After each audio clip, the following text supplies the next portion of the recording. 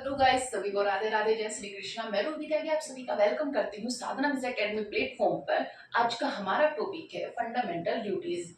जैसे कि आप जानते हैं कि जो हमारे फंडामेंटल ड्यूटीज हैं वो हमारे ओरिजिनल कॉन्स्टिट्यूशन में नहीं थे, इन्हें बाद में ऐड किया गया। जो हमारा मूल संविधान है उसमें हमारे फंडामेंटल राइट्स थे, फंडामेंटल ड्यूटीज को बाद में ऐड किया गया। कैसे किया गया, क्या फैक्ट थे इनके, तो हम देखते हैं कुछ फैक्ट्स के साथ। जैसे आर्टिकल 352 का यूज करके प्राइम मिनिस्टर इंदिरा गांधी ने उस टाइम के प्रेसिडेंट फखरुद्दीन अहमद अली को ये एडवाइस दी कि हमें देश में इमरजेंसी लगा देनी चाहिए, और रातों रात पूरे देश में इंदिरा गांधी ने इमरजेंसी लागू कर दी। इस इमरजेंसी से ये इमरजेंसी थर्ड इमरजेंसी थी। इससे पहले भी 2 बार इमरजेंसी लगाई गई थी। फर्स्ट इमरजेंसी लगी थी जब इंडिया और चाइना का 1962 में वॉर हुआ उस दौरान, और सेकंड लगाई गई थी इंडिया पाकिस्तान 1971 वॉर के दौरान। इसके बाद क्या हुआ, जब हमारा इंडिया और पाकिस्तान के बीच वॉर हुआ तो इससे पूरा देश घायल हो चुका था। जो हमारी जीडीपी थी वो रिड्यूस कर रही थी, अनएम्प्लॉयमेंट आसमान छू रहा था, ऑयल क्राइसिस, सूखा, रेलवे स्ट्राइक और जाने क्या क्या। इसी बीच क्या हुआ, इसी बीच जय नारायण प्रकाश ने अपना संपूर्ण क्रांति मूवमेंट स्टार्ट कर दिया। इससे क्या हुआ, इससे इंदिरा गांधी घबरा गई, और जब हर सभी चीजों को अपने हाथों से जाता देख इंदिरा गांधी ने क्या किया, इमरजेंसी को लागू कर दिया। इमरजेंसी लागू करने के बाद उन्होंने क्या किया कि जितने भी अपोजिशन पार्टी के जो मेजर लीडर थे उन्हें अरेस्ट करा दिया। यहाँ तक कि जो कांग्रेस के लीडर थे जो इमरजेंसी को क्या अपोज कर रहे थे, उसके खिलाफ थे, उन्हें भी उन्होंने क्या किया, अरेस्ट करा दिया गया। उस टाइम पे क्या होता था, किसी भी व्यक्ति के राइट्स और फ्रीडम को सबको खत्म कर दिया जाता था। अगर हमारे देश में जैसे इमरजेंसी लगाई गई तो उसी टाइम क्या हुआ, जितने भी सभी व्यक्तियों के जो फ्रीडम और राइट्स थे उन्हें क्या कर दिया गया, उन्हें खत्म कर दिया गया।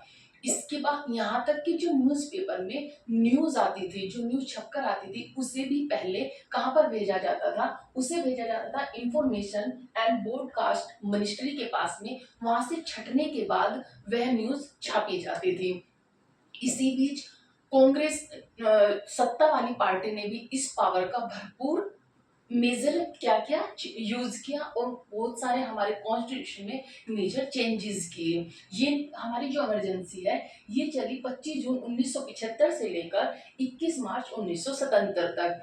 इस टाइम को इंडिया की फ्रीडम और डेमोक्रेसी का डार्केस्ट पीरियड कहा जाता है, सबसे डार्केस्ट पीरियड कहा जाता है। क्योंकि क्या हुआ था, उसी टाइम पे जितनी भी अपोजिशन पार्टी थे उन सबके लीडर को अरेस्ट करा दिया गया। जो कांग्रेस के लीडर थे और जो अपोज कर रहे थे उन्हें भी अरेस्ट करा दिया गया। यहाँ तक कि न्यूज अगर छपती थी वो भी पहले छट के जाती थी, इसके बाद न्यूज छपती थी। और जो हमारा कॉन्स्टिट्यूशन है उसमें भी मेजर चेंजेस किए गए, क्योंकि सत्ता में जो पार्टी थी उसने अपनी पावर का क्या क्या भरपूर यूज किया। इसी मेजर चेंजेस में हम आज देखेंगे कि हमारे फंडामेंटल ड्यूटीज को जो सबसे बड़ा चेंजेस था, क्या होता है, हमारे जितने भी राइट्स होते हैं उसके भी को रिलेटिव राइट्स होते हैं। जैसे अगर हम चाहते हैं कि हमारा पड़ोसी कोई भी मिसबिहेव ना करे या फिर शोर शराबा ना करे, तो हमारी भी ड्यूटी बनती है कि हम भी शांति बनाए रखें, कोई भी शोर शराबा ना करें। इसी के लिए क्या किया गया कि उस टाइम की गवर्नमेंट को ये लगा, जो इंडियन गवर्नमेंट थी उसे लगा कि जो इंडियन सिटीजन्स हैं वो अपनी ड्यूटी का इस अच्छे से इस्तेमाल नहीं कर रहे हैं। इसीलिए उनकी ड्यूटी को याद दिलाने के लिए, उनकी ड्यूटी को बताने के लिए क्या करा गया, एक अमेंडमेंट लाया गया। जो हमारा अमेंडमेंट था 42nd अमेंडमेंट एक्ट, 42वां संविधान संशोधन 1975। क्या था हमारा, था 42वां अमेंडमेंट एक्ट 1976, सॉरी 1975 में ये सब चीजें की गई। 1975 में क्या किया गया, हमारी इमरजेंसी को लगाया गया था। तो क्या किया गया, पहले हमारी एक कमेटी बनाई गई, सरदार स्वर्ण सिंह कमेटी। 1976 में ये कमेटी बनाई गई, और इसने रिकमेंड किया कि कुछ फंडामेंटल ड्यूटीज को ऐड किया जाएगा। इसने 8 ड्यूटीज को रिकमेंड किया था, लेकिन गवर्नमेंट ने क्या किया, 10 ड्यूटीज को लागू किया गया। उस टाइम पर जो हमारा 42वां अमेंडमेंट एक्ट 1976 जो हमारे कॉन्स्टिट्यूशन में चेंजेस हुए, जो ऐड किए गए, उसे अपने आप में ही एक मिनी कॉन्स्टिट्यूशन कहा जाता है, मिनी कॉन्स्टिट्यूशन कहा जाता है। उसमें जो हमारे ऐड किए गए, हमारी फंडामेंटल जो 10 ड्यूटीज ऐड की गई वो थी ए से लेकर जे तक। हमारी जो फंडामेंटल ड्यूटीज है उसमें सिर्फ एक आर्टिकल ऐड किया गया। हमारा क्या था, सिर्फ एक आर्टिकल क्या है, फंडामेंटल ड्यूटीज को कवर करता है। वो क्या था, आर्टिकल 51 ए। आर्टिकल 51 ए और आर्टिकल 51 में क्या थी, 10 ड्यूटीज दी हुई थी, 10 ड्यूटीज दी हुई थी। इसके बाद 86वें संविधान संशोधन 86 अमेंडमेंट एक्ट 2002 में क्या किया गया, हमारी 11th ड्यूटी को ऐड किया गया। क्या किया गया, हमारी 11th ड्यूटी को ऐड किया गया, जो कि हमारी 11th ड्यूटी थी कि हमारे जो ए से लेकर ए टू जे के जो हमारे आर्टिकल थे वो हमारी 10 फंडामेंटल ड्यूटीज थी। और 86th अमेंडमेंट एक्ट 2002 में क्या किया गया कि वो ऐड किया गया और वो बन गई हमारी क्या, 11वीं हमारी क्या बनी, फंडामेंटल ड्यूटी बनी। इसके बाद 11वीं हमारी फंडामेंटल ड्यूटी बनी।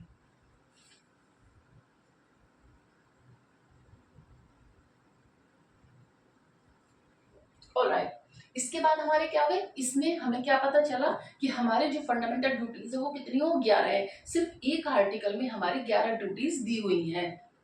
इसमें 2 अमेंडमेंट एक्ट है, एक 42वां और एक 86वां। 86वें से हमारी 11वीं ऐड की गई। अब देखते हैं हम अपने फंडामेंटल ड्यूटीज के कुछ जो हमारी फंडामेंटल ड्यूटीज है उन्हें देखते हुए चलते हैं। जो हमारी फर्स्ट फंडामेंटल ड्यूटीज है वो है abide by the constitution and respect the national flag, the national anthem. संविधान का पालन करें, जो हमारी पहली ड्यूटी है वो कहती है कि संविधान का पालन करें और उसके आदर्शों, संस्थाओं, राष्ट्रीय ध्वज और राष्ट्रीय गान का आदर करें। ये हमारी क्या थी, हमारी पहली ड्यूटी थी। सेकेंड ड्यूटी थी हमारी cherish or follow the noble ideals which inspired our national struggle for freedom। ये क्या कहता है, ये कहता है स्वतंत्रता के लिए हमारे राष्ट्रीय आंदोलन को प्रेरित करने वाले उच्च आदर्शों, जो हमारे नोबल आइडियल्स थे, उच्च आदर्शों को हृदय में संजोए रखें और उनका पालन करें। ये थी हमारी सेकंड ड्यूटी। थर्ड ड्यूटी थी हमारी uphold and protect the sovereignty unity and integrity of India. Bharat की संप्रभुता, एकता और अखंडता की रक्षा करें और उसे अक्षुण्ण बनाए रखें। फोर्थ हमारी ड्यूटी थी defend the country and serve the nation when needed. इसमें था कि देश की रक्षा करें और आह्वान किए जाने पर, बुलाए जाने पर या फिर जरूरत पड़ने पर राष्ट्र की सेवा करें, राष्ट्र की सेवा करें। जैसे अगर कहीं पर भी युद्ध की सिचुएशन होती है या कोई भी कॉम्प्लिकेशंस आती है तो उस पर अगर देश आपकी सहायता लेना चाहता है या फिर हमारे युद्ध में लड़ने के लिए सैनिकों की जरूरत है तो क्या किया जाए, वहां पर तुम्हें देश की रक्षा करनी होगी। ये हमारी ड्यूटी थी। नेक्स्ट थी हमारी promote harmony and spirit of common brotherhood. ये क्या थी, भारत के सभी लोगों में समरसता और सम्मान, भाईचारे की भावना का निर्माण करें, जो धर्म, भाषा और प्रदेश या वर्ग आधारित सभी भेदभाव से परे हो। ऐसी प्रथाओं का त्याग करें जो स्त्रियों के सम्मान के विरुद्ध हो। क्या हो, स्त्रियों के सम्मान के विरुद्ध हो।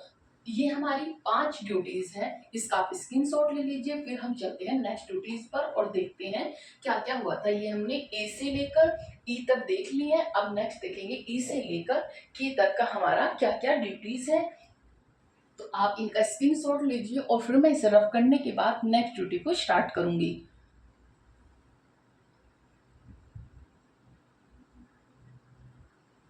ऑलराइट, अब देखते हैं हम अपने नेक्स्ट ड्यूटीज। नेक्स्ट है हमारी एक्टिविटी। एफ में क्या है, value and preserve rich heritage of our composite culture. इसमें क्या है, हमारी संस्कृति के गौरवशाली परंपरा का महत्व समझे और उनका प्रशिक्षण करें।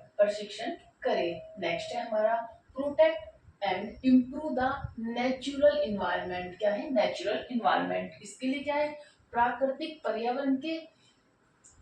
पर्यावरण की, जिसके अंतर्गत वन, झील, नदी और वन्य जीव है, उनकी रक्षा करें। और परिणाम मात्र के प्रति दया भाव रखें। प्राणी मात्र के लिए क्या रखें? दया भाव रखें। नेक्स्ट है हमारा एच ड्यूटी जो हमारी है वो है develop scientific temper and humanization and spirit of injuries. क्या है ये? वैज्ञानिक दृष्टिकोण, मानववाद और ज्ञान अर्जन तथा सुधार की भावना का विकास करें। ये हमारी क्या है? ये हमारी ड्यूटीज है। नेक्स्ट है हमारा I, safeguard public property and the observe violence. सार्वजनिक संपत्ति को सुरक्षित रखें और हिंसा से दूर रहें, हिंसा से दूर रहें। नेक्स्ट है हमारा strive towards excellence in all spheres. ये क्या है? व्यक्तिगत और सामाजिक गतिविधियों सभी क्षेत्रों में उत्कर्ष की ओर बढ़ने की सतत प्रयास करें, जिससे राष्ट्र निरंतर क्या करेगा? बढ़ते हुए प्रगति और उपलब्धि की नई ऊंचाइयों को छू ले। लास्ट है हमारा जो कि हमारा क्या ऐड किया गया था 86 अमेंडमेंट एक्ट 2002 के अकॉर्डिंग क्या किया गया था? ये ऐड किया गया था। तो इसमें क्या है? Provide opportunity for education to his child between age of 6 to 14 years. इसमें है 6 से 14 वर्ष की उम्र के अपने बच्चों को शिक्षा के अवसर उपलब्ध कराए जाएं।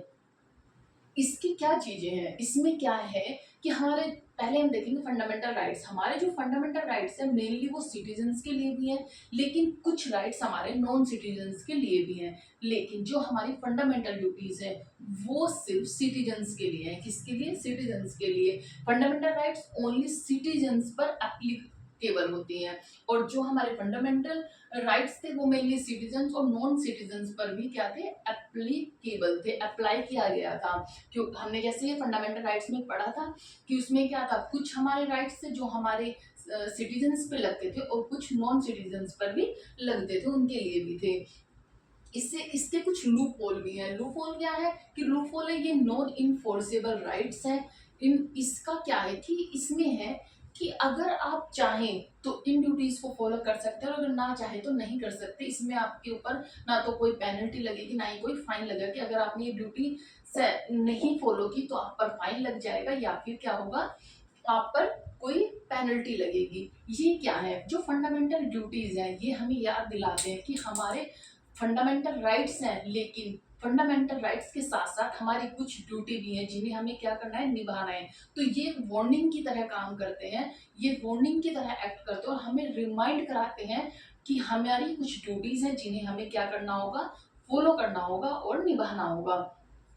क्योंकि इस पर ना तो कोई फाइन लगता है ना ही कोई पेनल्टी लगती है, तो इस पे हम कोई सैंक्शन कुछ भी नहीं लगता, तो हम इसे क्या कहते हैं? हम इसे सैंक्शन लेस ड्यूटीज भी कहते हैं। क्या कहते हैं? हम सैंक्शन लेस ड्यूटी भी कहते हैं। इसी में जो हमारे आर्टिकल हैं जैसे AGI के, ये क्या है? जैसे मैंने कहा कि हम कुछ मतलब ये इम्पोर्टेंट नहीं है कि हमें करना है कि नहीं करना, लेकिन जैसे कोई भी एंटी सोशल हमारी एक्टिविटीज है जैसे फ्लैग जलाना, कॉन्स्टिट्यूशन का अपमान करना, इन सब ड्यूटीज को रोकने के लिए, इन सब पर क्या, इन सब को रोकने के लिए क्या किया गया? एक एक्ट बनाया गया। एक हमारा क्या बनाया गया? एक्ट बनाया गया, जैसे जिस पर इन्फोर्स किया गया। किसने? गवर्नमेंट ने किया है। गवर्नमेंट ने एक एक्ट बनाए हैं जिससे कि इन पे कोई भी इनका क्या ना करे?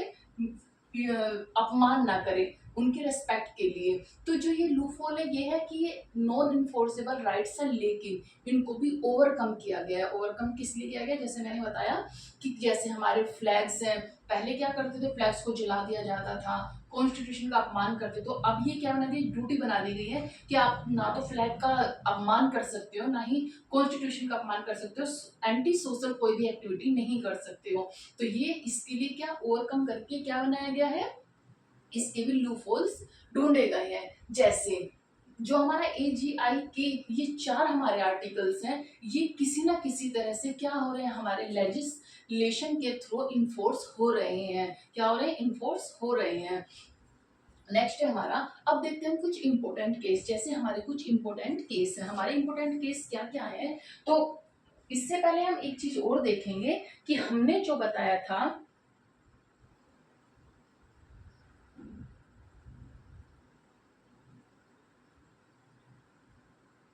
हमने जो पढ़ा था, 1 मिनट रुकेंगे आप।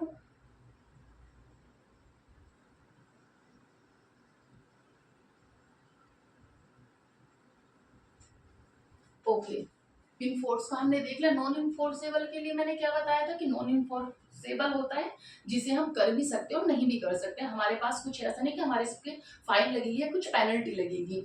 चलो अब हम देखते हैं इम्पोर्टेंट केस। इम्पोर्टेंट केस क्या है, जैसे कि एक ये है Bijoe Emmanuel west states of Kerala.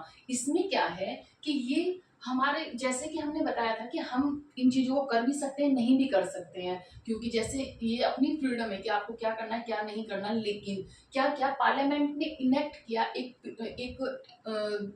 Act किया, क्या बनाया, prevention of insults to national honour act 1971। इसके तहत आप ना तो फ्लैग जला सकते हो और ना ही कॉन्स्टिट्यूशन का अपमान कर सकते हो। तो इसमें क्या है, यही है कि हमारे इसके लूपहोल जैसे हमने देखा था ये नॉन इन्फोर्सेबल है, लेकिन पार्लियामेंट चाहे तो इन सब को क्या कर सकती है, एक्ट बनाकर क्या कर सकती है कि ये फोर्सेबल इनफोर्स कर सकती है। इसे क्या कर सकती है, इनफोर्स कर सकती है। जैसे इन्होंने क्या किया कि यहाँ पे पार्लियामेंट ने इनेक्ट किया और prevention of insult to national honour act 1917 बना दिया, जिसके तहत हम कोई भी एंटी सोशल एक्टिविटी नहीं कर सकते। नेक्स्ट है हमारा MC मेहता विस यूनियन ऑफ इंडिया 1983। इसमें क्या था, जैसे कि हमें राइट्स मिले हुए, फ्रीडम राइट्स मिले हुए कि हम इन्वायरमेंट का फुल इंजॉय ले सकते हैं, हम क्या कर सकते हैं, फुल इंजॉयमेंट कर सकते हैं, ले सकते हैं। लेकिन इसके तहत क्या कहा गया कि इसमें था कि आप कुछ चीजों को नहीं कर सकते, जैसे कि वाइल्ड, इसके लिए क्या बना दिया गवर्नमेंट ने, वाइल्ड लाइफ प्रोटेक्शन एक्ट बना दिया। एक है फॉरेस्ट कंजर्वेशन एक्ट। ये एक्ट क्या है, ये एक्ट हमें उन चीजों के लिए क्या करते हैं, इतनी आजादी नहीं देते। तो ये हमारी ड्यूटीज है जो हमें समझा दे कि हमें क्या क्या चीजें करनी है, हमें हमें रिमाइंड कराती रहती है कि हमारी कुछ ड्यूटीज हैं जो हमें भी करनी होंगी, फॉलो करनी होती है। नेक्स्ट है हमारा 86 अमेंडमेंट एक्ट में क्या है, इसमें दो हमारे अमेंडमेंट हुए थे। इसमें एक हुआ था फंडामेंटल राइट्स में, जो स्टेट कहता है जो राइट टू एजुकेशन है, क्या है, राइट टू एजुकेशन। ये कौन इम्पैक्ट करता है, इसे करता है स्टेट, इसे स्टेट इम्पार्ट करता है। लेकिन इसमें क्या है, 6 से लेकर 14 साल के बच्चों के लिए फ्री एजुकेशन है। ये कौन, किसको राइट से कि स्टेट इसे क्या दे, फ्री प्रोवाइड करें। लेकिन फंडामेंटल ड्यूटीज कहती है कि स्टेट की तो जिम्मेदारी है, लेकिन उसके साथ साथ पेरेंट्स की भी जिम्मेदारी है कि अपने 6 से 14 साल के बच्चों को क्या कराए, शिक्षा के अवसर दिलाए, प्रदान करे और उन्हें जानने के लिए क्या करे, प्रोत्साहित करे। तो इसलिए किसमें दिया गया, ये आर्टिकल 15A के में दिया गया है। क्या दिया गया, 6 से 14 वर्ष की उम्र के अपने बच्चों को शिक्षा के अवसर उपलब्ध कराएं। तो ये थी हमारी फंडामेंटल ड्यूटीज। आई होप कि आपको ये अच्छे से समझ आई होगी। मैंने पूरा ट्राई किया कि आपको अच्छे से समझ आए। मैंने छोटी छोटी चीज़ों को एक्सप्लेन किया और आपको बताया कि ये किस लिए इम्पोर्टेंट थे। तो ये हमारे हुए फंडामेंटल राइट्स, आप इसका स्क्रीनशॉट ले लीजिए। आई होप आपको समझ आया होगा। Thank you so much. Have a good day.